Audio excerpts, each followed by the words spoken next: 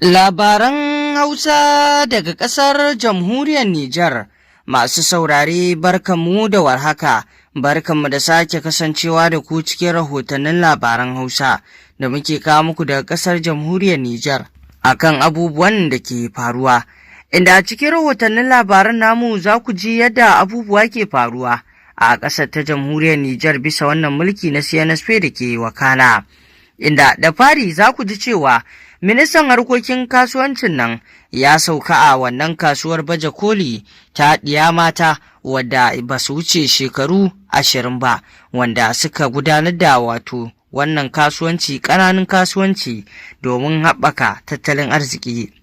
Inda ministan kasuwancin ya ziyarci wannan kasuwar baje koli ta ɗiya matan da ba su wuce shekara 20 zuwa 30 ba bisa ƙananun shekarunsu, inda ya masu jinjina bisa yadda suke ƙoƙari wajen neman na kansu, sannan kuma daga ƙaramin kasuwanci ake tafiya zuwa babba. Wannan kasuwar baje koli dai da aka yi tabbas aba ce wadda take nuna irin ƙwazo na ɗiya mata wajen neman na kansu, kuma daga ƙananan kasuwanci ne mutum zai bunƙasa har ya kai ya tafi ga babban kasuwanci, inda ministan kasuwancin ya yi masu jinjina ta musamman bisa ƙoƙarinsu. Kuma wannan baje koli shine karo na 3 da aka gudanar, duka hazaƙa ce da fasaha ta matan ƙasar Nijar wanda suka ƙirƙira da hannayensu. Inda Abdullahi Saidu, ministan kasuwanci, tabbas ya jinjina masu, ya girgiza masu dantse domin su ƙara ƙwarin gwiwa. Daga nata ɓangaren kuwa shugabar gidauniyar nan ta ce ƙasa Fanda Solidarite Fulla Sobegar de la Patrie, wato ƙungiyar da ke karɓar tarbace, Madan Hajiya Burarake Jarmakwai ta shirya wani babban taro da sarakunan gargajiya domin wayar da kai da kuma bayyana masu yadda ake aikin tarbata waɗannan kudade da ma abin da ya dace da ake yi da waɗannan kudade da ake tanawa gidauniyar ta wato taimakon ƙasa. A gaban waɗannan sarakunan gargajiya, hakimai da kuma wato abin da ya danganci masu unguwanni, Madan Hajiya Burarake Jarmakwai ta fayyace masu abin da wato yake akwai da mahimmanci na wannan gidauniya ta ceton ƙasa bisa kudaden da ake tarbatawa da kuma abin da ake yi wanda ya dace da su, inda ta ba da misalai da dama na irin manyan ayyukan da ake yi da kuma irin yadda gidauniyar ke ƙara samun tarbace a kowane wata daga hannun 'yan ƙasa. Inda ta ba da misali da wato noman shinkafa da ake yi da kuma gandarurruka da ake samarwa, wanda wannan babban ci gaba ne da ake yi. Inda bayan gabatar da wannan taro, bayan an kammala shi, Madan Hajiya Burarake Jarmakwai da ta koma wato ofishi ta karbi tarbace na al'umma da suka saba kawowa kamar kullum, wanda al'umma da sun kawo wato tarbace na wato kusan miliyan 7, wanda babu shakka dai da sauran waɗanda suka kawo tarbatan kudaden nasu, wanda a kullum al'umma ke ƙoƙarin kawo tarbatan domin wannan gidauniya ta ceton ƙasa ta samu gudanar da ayyukan da ya dace kamar yadda ta saba, domin ayyukan ƙasa na 'yan ƙasa ne wanda wato za su amfana. Sai kuma idan muka tafi rahoto na gaba dangane da siyan ragon layya da kuma bisashe, al'umma a ƙasar Jamhuriyar Nijar da bisa tattaunawa da aka yi da su a bisa kasuwannin sai da waɗannan raguna da bisashe, suna batun gwamnati ta yi duba saboda tsada da waɗannan wato raguna suka yi domin al'umma su samu na yin layya. Wato dai suna nuna a yanzu akwai tsada bisa wato kayayyakin waɗanda suke na wato layya, inda suke kira cewar a yi duba da wannan al'amari da yake wakana. Wannan duka dai a kasuwar Tondabiya, wadda babu shakka dai kamar yadda take wakana da shirin babbar sallah da ake yi, kowa yana ƙoƙarin neman ragon layya a wannan kasuwa dai. Al'umma dai sun koka bisa wato cewa akwai tsada na wato waɗannan kayayyakin layya.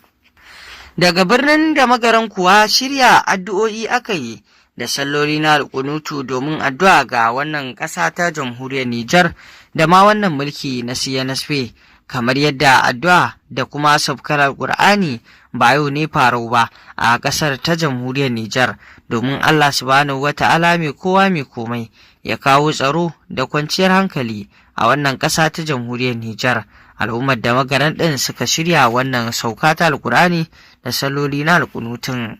duka domin ƙara kawo goyon baya ga mulkin nan na CNSP wanda Alhaji Sule ɗan Feti wato hadimi ko mu ce mashawarcin shugaban ƙasa ya wato je wannan guri inda ɗaliban CAG suka haɗa wannan sauka ta alkur'ani mai girma domin nuna kishi ga ƙasar ta jamhuriyar Nijar da kuma wannan mulki na CNSP musamman ma masu zagon ƙasa na cikin gida da na waje da suke ƙoƙarin kawo tasgaro ga wannan mulki ga wannan gwamnati domin Allah subhanahu wataala mai kowa mai komai ya kare. Har ila yau dai a jihar ta da magaran matan wato sojawa sun haɗa addu'o'i da saukar alkur'ani domin ƙara kawo kishi ga wannan mulki na CNSP da kuma roƙon Allah subhanahu wata'ala ya tsare ƙasar jamhuriyar Nijar ɗin daga dukkan makircin masu makirci. Duka dai wannan na faruwa ne a wato murya a cikin da magaran inda wato daga ciki ita kanta barife ta murya wato Rakabta Ramatu ita ma ta halarci wannan guri. Wannan addu'o'i da saukar alkur'ani ta samu halartar har da wato sarakuna na gargajiya wanda an yi wannan saukar alkur'ani da addu'o'i na alkunutu domin Allah subhanahu wataala ya ƙara ƙare wannan ƙasa ta jamhuriyar Nijar wato duka wannan yana gudana ne a gundumar murya wadda sai mu ce Allah saka matan sojawa da alkhairi ko mu ce matan jami'an tsaro. Idan kuwa muka tafi zuwa rahoto na gaba, ɗaliban makaranta na jihar Talabiri ne suka fito dandazo domin wato yin rangadi wanda yake na wato goyon baya ga wannan mulki na CNSP inda dandazon nasu suka fito kwansu da kwarkwata maza da mata domin nuna goyon baya ga wannan mulki na CNSP wato a matakin ƙasa da ma matakin jiha wanda babu shakka wannan nuna goyon baya kishi ne da nuna wa ƙasa soyayya wanda kowane ɗan ƙasa ana so dama ya nuna kishinsa musamman ma sun nuna kishinsu ne saboda yadda wannan gwamnati ta CNSP ke ƙoƙari wajen samar da ci gaba da kuma numfashi na 'yanci ga wannan ƙasa sannan kuma sun yi wato nuni cewa a tsaye suke domin kare ƙasarsu a koda yaushe. Inda suka bayyana cewa tun ranar da soja suka karbi mulkin kasar suke nuna goyon bayansu ga wannan tafiya sabuwa ta samar da numfashi na yanci inda gwamnan na jihar Talabiri ya halarci wannan wajen taro da sauran wato sarakuna na gargajiya da ma kuma wato mai kwanta na jihar. Sai mu ce Allah ya saka musu da alkhairi bisa wannan namijin kokari da suka yi na gudanar da wannan taro na nuna kishi. Wannan nuna kishi dai babban abu ne da za a iya kiransa da cewa mulkin CNSP yana gudanar da abin da ya dace ne shi ya sanya a matakin jiha da ma ƙasa baki ɗaya al'umma gaba ɗaya ke goyon bayanta tare da wato yin addu'o'i na Allah ya tsare dukkan wasu makirai masu zagon ƙasa da dai sauransu. Masu saurari ƙarshen rahotannin labaran kenan ku ci gaba da bibiyar wannan tasha tamu domin samun rahotannin labarai a koda yaushe mun gode.